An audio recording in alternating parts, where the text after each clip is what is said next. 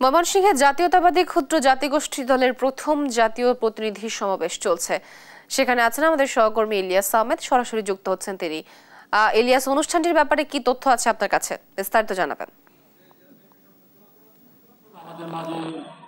মির্জা ফখরুল ইসলাম আলমগীর অর্থাৎ অনুষ্ঠান তিনি কিন্তু নেতাকর্মীরা কিন্তু তাকে রিসিভ করার জন্য যাচ্ছেন, অর্থাৎ বাংলাদেশ দলের প্রতিনিধি সমাবেশ বক্তব্য রাখবেন। এছাড়াও ভার্চুয়ালি কিন্তু মহাসচিব হিসেবে বক্তব্য রাখবেন, অর্থাৎ জাতীয়তাবাদী ক্ষুদ্র জাতিগোষ্ঠী দলের নেতৃবৃন্দরা কিন্তু আমরা দেখেছি 12 জেলা থেকে কিন্তু আজকে এই প্রতিনিধি সমাবেশকে ঘিরে কিন্তু তারা সকাল থেকে জড়ো হয়েছেন এবং তারা নেতৃবৃন্দরা বলছেন যে তারা নানা বঞ্চনার শিকার হয়েছেন।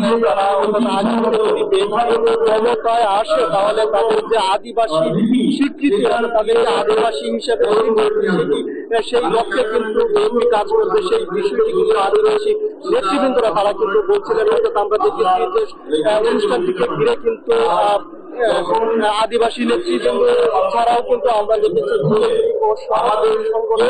নেতৃবৃন্দরা কিন্তু তারা এই সমাবেশটি কিন্তু শুরু হবে। এই